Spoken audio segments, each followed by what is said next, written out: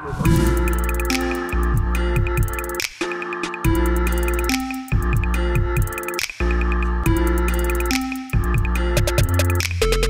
guys, Nick here for Rev3 Games, and I just got a chance to check out a 45-minute chunk of The Witcher 3 Wild Hunt.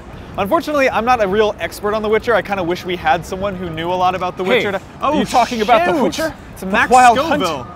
I am talking about The Witcher Wild Hunt, and I would like for you to talk about it with me. How does that sound? Hell yeah, I'm down to talk about The Witcher. So let's talk about what we saw, because I think we probably saw the exact same thing. It was a hands-off demo of The Witcher. Yeah, I saw this last year, and last year he was like fighting like a big rabbit with antlers, and it was just a very messy thing. And it was kind of, that was the first time we saw it in action. Sounds like a CD Projekt Red enemy. This time they're like, I mean, they were like, okay, we're gonna go into Organ Gargle or something, the biggest city in the game. And it's just, right off the bat, I mean, the biggest thing you'll notice the difference between this and The Witcher 2, obviously, is the fact that this is a full-on open world game. Right, and it feels like it. So much more happening.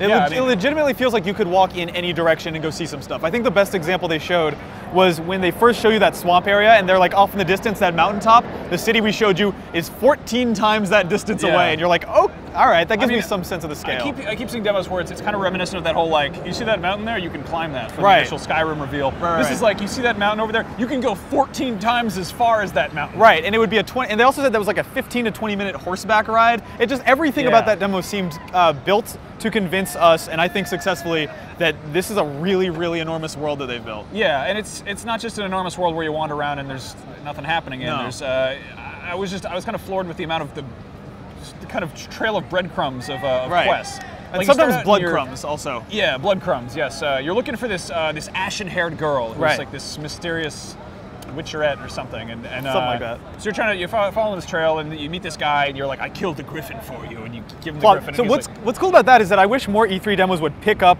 where the press conference left off. They're like, all right, we know you saw the griffin fight already. We're not going to waste your time.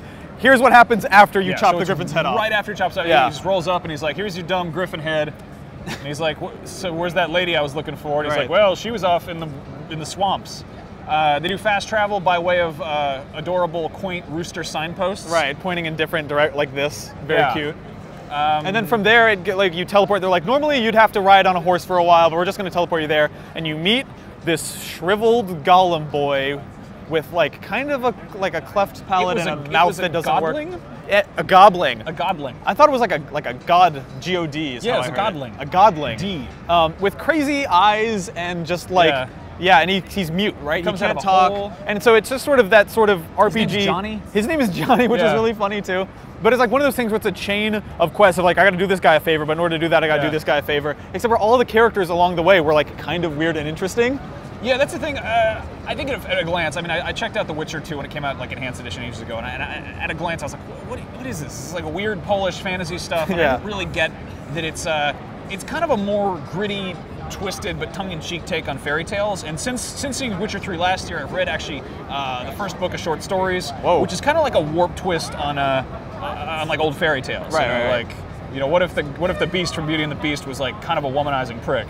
And all the enemy designs reflect that. They're like fantasy, but not Lord of the Rings fantasy. They're forest storybook fantasy, but dark storybook fantasy. Yep, like everything's gross and bloody and like so the godling, who would be like a little, you know, forest elf. Right, he was not a cute imp. He was like a nasty. He comes out and he's got like a. And then you meet his like weird pseudo mother who tells you that all the ladies hate him because he's a gross little gremlin man. Yeah, you have to get him his voice, and he has this bottle, and he opens it up, and he's just, you have to fight harpies because they stole a bottle that has his voice in it. Right. Just in case we're unclear that this is whimsical fantasy. But then, to make sure you know that it's edgy whimsical fantasy, he talks about how much he loves to poop. Yeah, he talks about pooping a lot. He's pooping like, while watching sunsets. And like, I saw you ashen-haired girl. I saw her when I was having my morning defecation. Yeah. Have you ever defecated as the sun rises? I have. And then you go see this lady, and she's like, let me go talk to my spooky painting, and she goes to this messed up painting and like communes with it, and then kind of does this weird split personality thing where she's channeling these other witch ladies. All the voices. They give you a dagger, and then you have to go and like a guy like cuts off his ear, and there's just a lot of things happened. It keeps going. It's definitely one of those kind of what do you call it?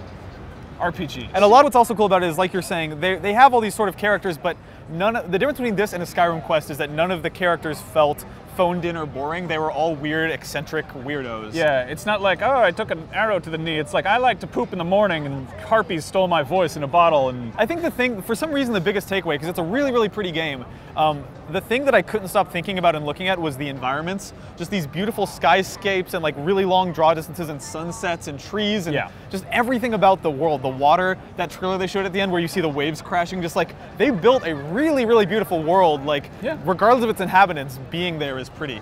Yeah, no, I think that's this attention to detail that I love, and it's. I think a lot of people making games, they're like, let's make all of the things that we think are cool and then embellish the shit out of those. Right. In this, it's like you walk by a field full of sheep, and it shows like the sheep's name like pops up as a label, and you could probably kill all those sheep if you feel like it.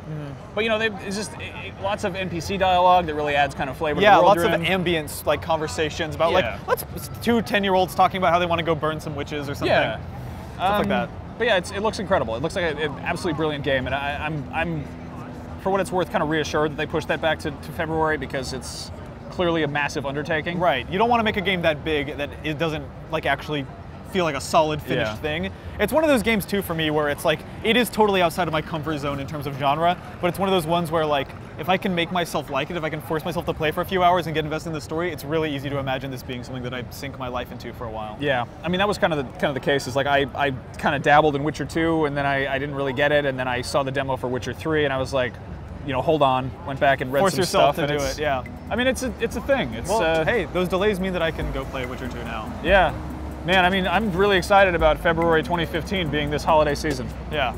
All right. Well, hey, thank you for showing up. Give me a hug. Come on, come here. Yeah. And you people, why don't you go watch my videos on YouTube.com/Detour? All right. Technically, legally, we're not allowed to plug other YouTube channels, so we're just gonna cover that up. There we go. Find me on the streets.